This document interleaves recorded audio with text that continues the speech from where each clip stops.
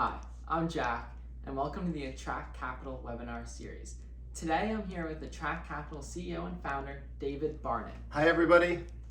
Today our webinar title is Capital Quantum Rules for Corporate Growth. So Dave, what is capital quantum and how does it relate to corporate growth?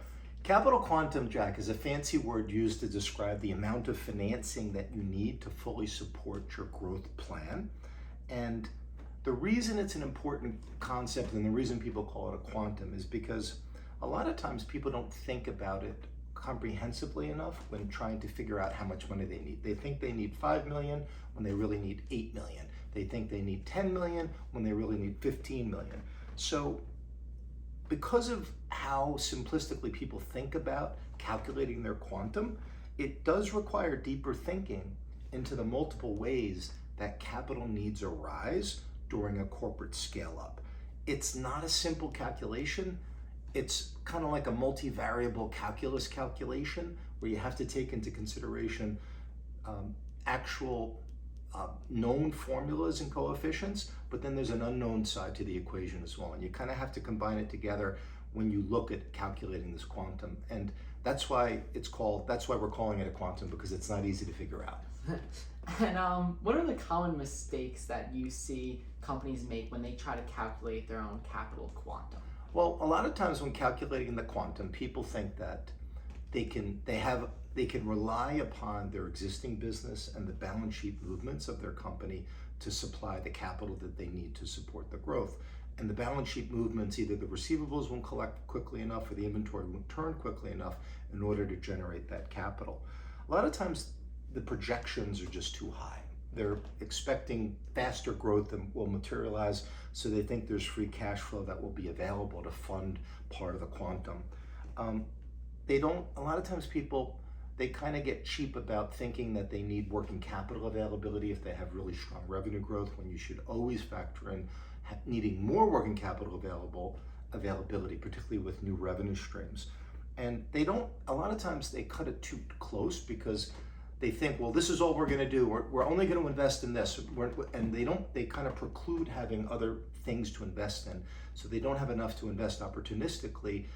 They don't have the dry powder to be able to maneuver and invest in exciting new things that may arise as a result of the planned scale up. So those are some of the mistakes that I see when companies calculate it.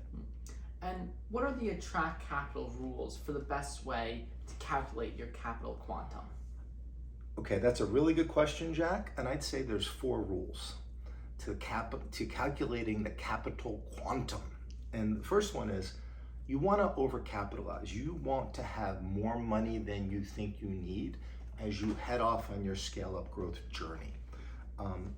You want to assume that anything you have to invest in, whether it's people, whether it's CapEx, whether it's new technology, that it will cost you potentially 50% more than you're budgeting. And I know that sounds like a lot, but you want to be conservative because things really get out of hand and there's a lot of unexpected expense that goes into investing in a new direction. So, and as I frequently find, having been in this business for 35 years, it's not the price of the capital that determines the success or failure of a growth plan. It's having enough capital on hand. So you always want to overcapitalize your deal. That's number 1. Number 2, you want to think like a growth lender. Growth lenders understand the multivariable capital needs that arise on a growth journey. So you want to understand how these people think. You want to model your future growth plan the way a growth lender would. And you want to see all the different ways in which capital needs may arise from a very detailed, granular financial model. That's number 2. Number 3, don't assume past is prologue with respect to your working capital ratios.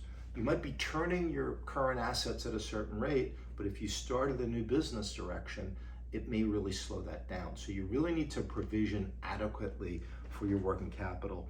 And as part of that working capital, it always pays to reinforce your existing balance sheet strength as part of your capital quantum calculation.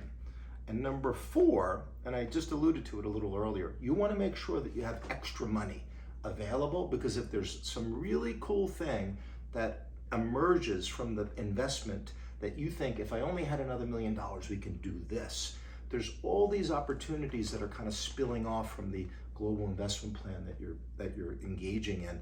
You want to be able to capitalize on. So you want to overcapitalize, you want to think like a growth lender, you want to make sure you have enough working capital, and you want to make sure you have enough discretionary funds as part of your capital quantum calculation. Well, there you have it. Thanks for watching, and we look forward to seeing you next time on the Track Capital webinar series. Take care.